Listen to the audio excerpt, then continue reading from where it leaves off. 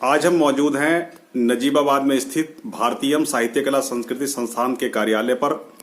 यहाँ पर आए हुए हैं हमारे बीच में आकाशवाणी नजीबाबाद से जुड़े हुए आलोक त्यागी जी। दर्शकों के लिए प्रस्तुत है उनसे हुई बातचीत के मुख्य अंश। आलोक त्यागी जी, आपका हमारे इस चैनल में बहुत बहुत स्वागत है। नमस्कार, सभी श्रोताओं को हमारा बहुत बहुत नमस्कार। हम जानना चाहेंगे आलोक त्यागी जी कि आप आकाशवाणी से कब से जुड़े हुए हैं?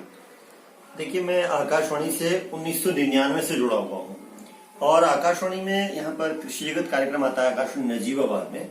और कृषि जगत का मैं कंपेयर हुआ करता था और आज उसका नाम बदलकर सामुदायिक स्थिति हो गया है।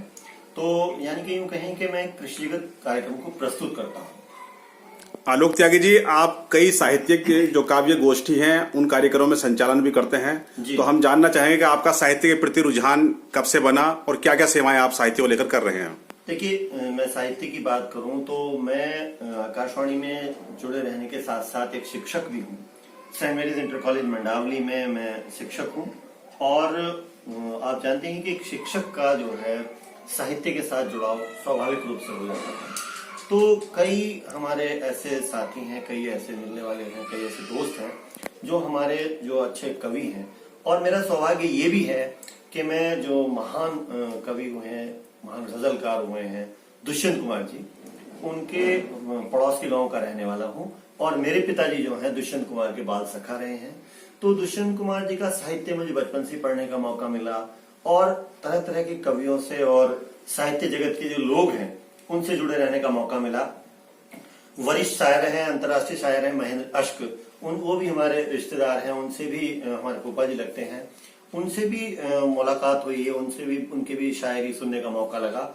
और इंद्रदेव भारती जी जो हमारे गांव के रहने वाले हैं, बहुत वरिष्ठ साहित्यकार हैं, उनके सानिध्य में लगातार रहा। तो ये बहुत सारी वो शख्सियतें हैं जिन्होंने जो है साहित्य के प्रति मुझे जोड़ा और साहित्य के प्रति जो है अनुराग पैदा किया। तो मैं एक कवि तो नहीं बन पाया, लेकिन चूंकि स्कूल के कार्यक्रमों में संचालन करता था, धीरे धीरे लोगों ने कहा कि आप ठीक संचालन कर लेते हो, तो बड़े बड़े मंच मिलने लगे। और चूंकि जो मिशनरी स्कूल है उसके बहुत सारे प्रोग्राम्स होते हैं, उसके बड़े बड़े मंचों का, यूं कहूं कि अंतर्राष्ट्रीय मंचों तक में मुझे सौभाग्य मिलता है। वहां मैं संचालन करता हूं और अब साहित्यिक मंचों का भी संचालन कर लेता हूं। आलोक जी, ऐसा कहा जाता है कि संचालन करना आसान काम नहीं है, तो इस संबंध में आपका क्या कहना है? बिल्कुल साहब, आसान तो देखिए दुनिया में कोई भी काम नहीं है। और विशेष रूप से संचालक को सामने वाले की नस को पकड़ना होता है, सामने वाले के दर्द को महसूस करना होता है, सामने वाले की भावनाओं को महसूस करना होता है और उन भावनाओं को ध्यान में रखते हुए उसके वक्तव्य को प्रेषित करना होता है।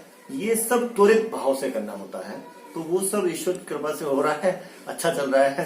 तो मैं तो यही कहूंगा कि जो कोई भी अच्छा संचालन करना चाह रहा है उसमें ये भाव होनी चाहिए, तो संचालन हो जाता है। आलोक त्यागी जी, आपने अपना बहुमूल्य समय दिया, इसके लिए आपका बहुत बहुत धन्यवाद। धन्यवाद।